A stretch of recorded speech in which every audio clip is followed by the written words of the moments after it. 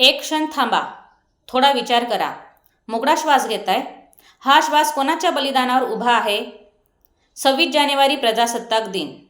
आजचा दिवस केवळ परेड पाहण्यासाठी नाही, आजचा दिवस केवळ झेंडा फडकवण्यासाठी नाही, तर आजचा दिवस आहे आपल्या संविधानाशी, आपल्या राष्ट्राशी आणि आपल्या स्वतःशी प्रामाणिक राहण्याचा.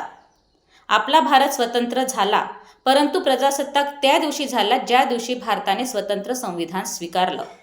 आज आपण मोकळं फिरतोय, आज आपण मत देतोय, न्याय मागतोय, परंतु हे सगळं स्वातंत्र्य आपल्याला फुकटचे मिळालेले नाही. यासाठी भगतसिंग, राजगुरू, सुखदेव, डॉक्टर चंद्रशेखर आझाद, महात्मा गांधीजी, राणी लक्ष्मीबाई, सावित्रीबाई फुले अशा असंख्य ज्ञात अज्ञात स्त्री पुरुषांनी त्यांचं आयुष्य देशासाठी अर्पण केलं. यांच्या आहुतींचाच परिणाम म्हणजे आज स्वतंत्र भारत आहे. भारत स्वतंत्र झाला, परंतु हा विविधतेने नटलेला हा देश एकत्र राहील कसा, हा मोठा प्रश्न निर्माण झाला. आणि मग त्यावेळेस डॉक्टर बाबासाहेब आंबेडकर यांच्या नेतृत्वाखाली संविधान निर्माण झालं. मग संविधानाने आपल्याला समतेचा अधिकार दिला, अभिव्यक्ती स्वातंत्र्य दिलं, शिक्षणाचा अधिकार दिला, धर्म स्वातंत्र्य दिलं, सन्मानाने जगण्याचा अधिकार दिला. संविधान आपल्याला सांगतं की देशाच्या एकात्मतेचा सन्मान करा, राष्ट्राच्या प्रतीकांचा मान ठेवा, कायद्याचे पालन करा, वैज्ञानिक दृष्टिकोन ठेवा, त्याचप्रमाणे अंधश्रद्धेला नकार द्या आणि लोकशाही जोपासा. लोकशाही म्हणजे फक्त सरकारवर टीका करणे नव्हे, तर लोकशाही म्हणजे जबाबदारीने विचार करणे. मतदानाचा आपल्याला हक्क मिळाला, परंतु आपण मतदान करतो का?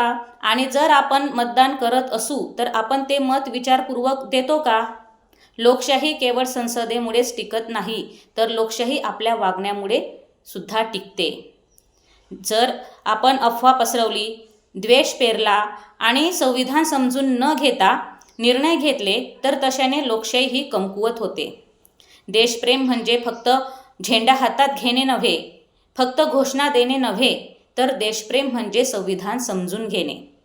आजचा भारत तरुण आहे. आजचा भारत प्रश्न विचारतो. आजचा आजच्या भारताला बदल हवा आहे. परंतु जर बदल हवा असेल तर पहिले आपल्याला बदलायला हवं. जर स्त्री सुरक्षित नसेल तर संविधान अपूर्ण आहे, शिक्षण नसेल तर लोकशाही अपूर्ण आहे आणि व्यक्ती स्वातंत्र्य नसेल तर स्वातंत्र्य अपूर्ण आहे. मग आज प्रश्न असा उभा राहतो की आपण संविधानाचा आवाज ऐकतो का? लोकशाही ही केवळ मतदानापुरतीच उरली का?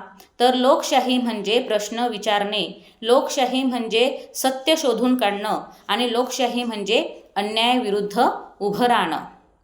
जर संविधान समजत नसेल तर स्वातंत्र्य हा फक्त शब्दापुरताच राहतो आणि जर लोकशाही जोपासली जात नसेल तर प्रजासत्ताक हे सुद्धा फक्त नावापुरताच उरतं. म्हणून ह्या पवित्र प्रजासत्ताक दिनाच्या दिवशी आपण संकल्प करूया की आपण संविधान समजू, संविधानाला आपण जपू आणि वेळ पडल्यास आपण संविधानासाठी लढू. जय संविधान, जय लोकशाही, भारत माता की जय.